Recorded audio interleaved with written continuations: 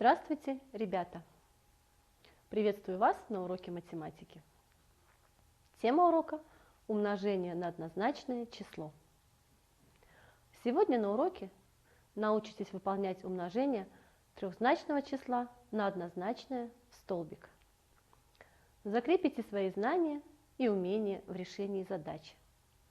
Вспомните сочетательный закон сложения. Девиз урока: смекай, считай, отгадывай. Пусть победит смекалка. Думай, пробуй и ищи.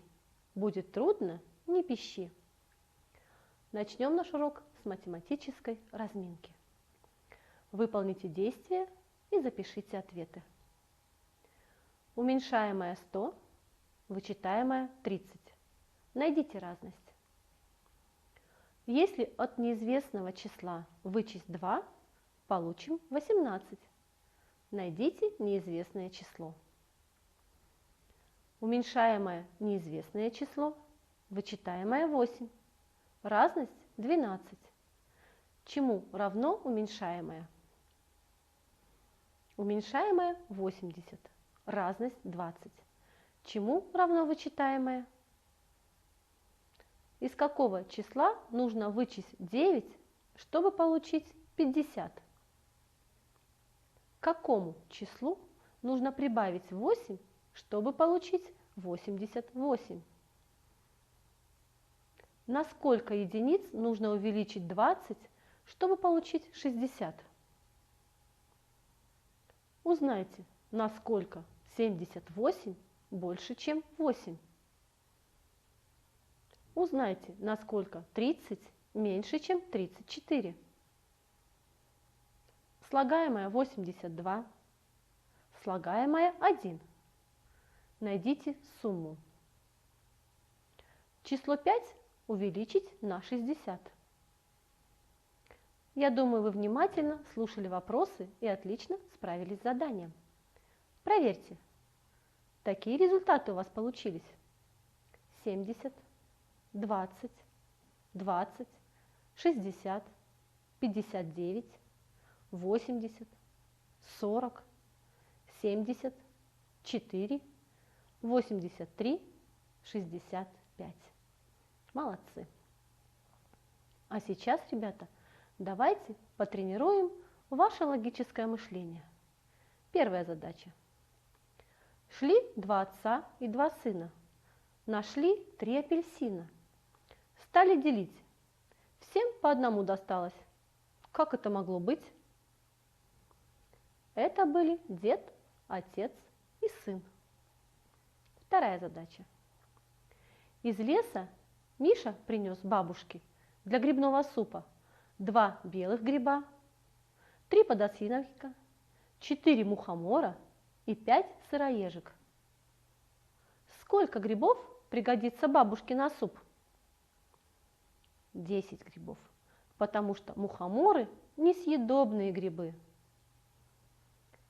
Если 3 дня назад был день, предшествующий понедельнику, то какой день будет послезавтра?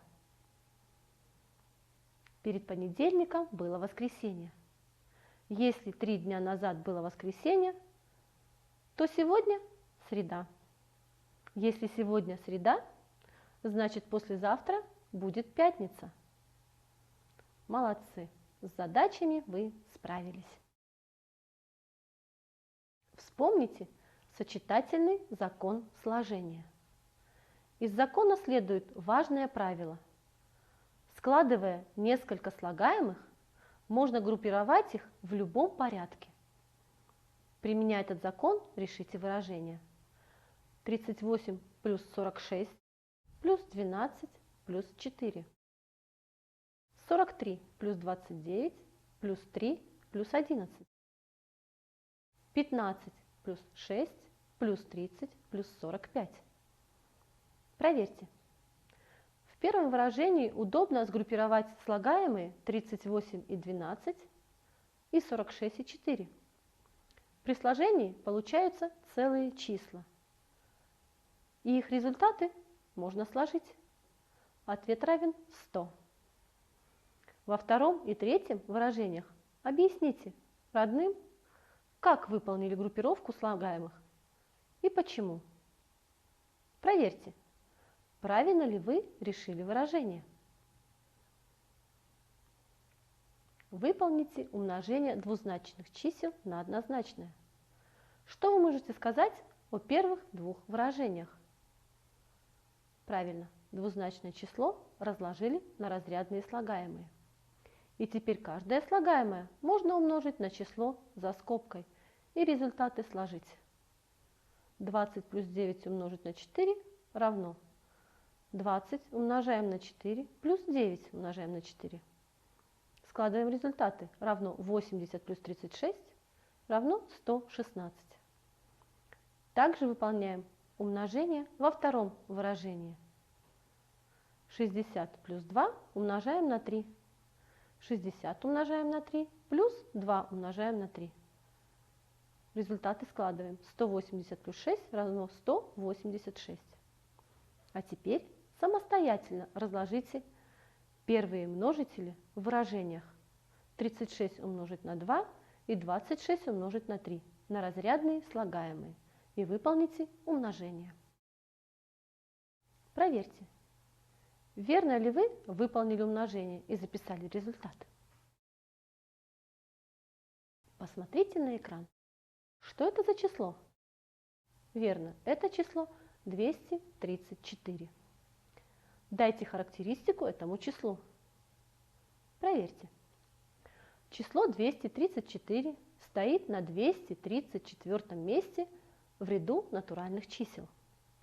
Оно трехзначное, так как для его записи требуется 3 цифры. Цифра 2 обозначает количество сотен, цифра 3 обозначает количество десятков, цифра 4 обозначает количество единиц. Это число четное, так как делится на 2. В этом числе всего 234 единицы, 23 десятка, 2 сотни. Составим из цифр этого числа новые числа. 243, 324, 342, 423, 432. Представим число с суммой разрядных слагаемых. 234 равно 200 плюс 30 плюс 4. А теперь число 234 умножим на 2. Чтобы умножить трехзначное число на однозначное, надо разложить трехзначное число на разрядные слагаемые. Мы это уже сделали. 200 плюс 30 плюс 4. Умножим каждое слагаемое на 2 и результаты сложим. Получим результат 468. Так умножать неудобно, приходится делать много записей. Трехзначные числа удобнее умножать, если записать пример столбиком. Надо умножить 234 на 2. Записываем второй множитель под единицами первого множителя. Проводим черту. Слева ставим знак умножения. Умножение обозначается не только точкой, но и таким знаком. Начинаем письменное умножение с единиц. Умножаем 4 единицы на 2. Получаем 8. Записываем под единицами. Умножаем 3 десятка на 2. Получаем 6. Записываем под десятками. Умножаем 2 сотни на 2. Получаем 4 сотни. Записываем 4 под сотнями. Читаем ответ 468. Для закрепления новой темы запишите решение выражений 123 умножить на 3, 433 умножить на 2 и 122 умножить на 4 столбиком. И выполните умножение, объясняя решение. Надо умножить 123 на 3. Записываем второй множитель под единицами первого множителя. Проводим черту. Слева ставим знак умножения. Начинаем письменное умножение с единиц. Умножаем 3 единицы на 3. Получаем 9. Записываем под единицами. Умножаем 2 десятка на 3, получаем 6. Записываем под десятками. Умножаем 1 сотню на 3, получаем 3 сотни. Записываем 3 под сотнями. Читаем ответ. 369. Следующий пример. Надо умножить 433 на 2. Записываем второй множитель под единицами первого множителя. Проводим черту. Слева ставим знак умножения. Начинаем письменное умножение с единиц. Умножаем 3 единицы на 2. Получаем 6. Записываем под единицами. Умножаем 3 десятка на 2. Получаем 6. Записываем под десятками. Умножаем 4 сотни на 2. Получаем 8 сотен. Записываем 8 под сотнями. Читаем ответ. 866.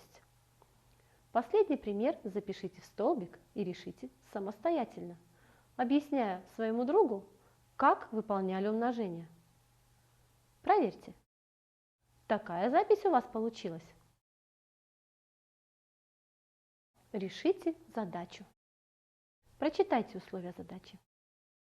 К празднику 1 мая в школьной теплице вырастили красные тюльпаны на 6 клумбах по 14 тюльпанов на каждой. И желтые тюльпаны на 5 клумбах по 15 штук на каждой. Сколько всего тюльпанов вырастили? Подумайте, что известно в задаче и что надо найти, и запишите краткую запись. Проверьте. Такая запись у вас получилась? Молодцы. Перейдем к решению задачи. Что можно узнать первым действием? Так как известно, что на 6 клумбах вырастили по 14 красных тюльпанов, первым действием узнаем, сколько всего красных тюльпанов вырастили в теплице. Запишем. Первое действие. 14 умножить на 6 равно 84 красных тюльпана. Вторым действием можем узнать, сколько желтых тюльпанов вырастили. Так как их было на 5 клумбах по 15 тюльпанов, запишем второе действие. 15 умножить на 5 равно 75 желтых тюльпанов. И третьим действием узнаем, сколько всего тюльпанов вырастили на клумбе. Запишем третье действие. 84 плюс 75 равно 159 тюльпанов всего. Составим и запишем выражение к задаче. 4 умножить на 6 плюс 15 умноженное на 5 равно 159. Осталось записать ответ. 159 тюльпанов вырастили в теплице. Измените вопрос задачи так, чтобы последнее действие решалось вычитанием. Нужно задать вопрос. Насколько меньше посадили желтых тюльпанов, чем красных? Или насколько больше посадили красных тюльпанов, чем желтых? Решите новую задачу самостоятельно. Если вы затрудняетесь в решении задачи, попросите своих друзей, знакомых или родных помочь вам в этом. Я уверена, у вас все получится. Подведем итог урока. Ребята, что нового вы сегодня узнали на уроке? Для чего нам знать и устные, и письменные приемы умножения? Что повторяли на уроке? Я прощаюсь с вами. До свидания. До новых встреч.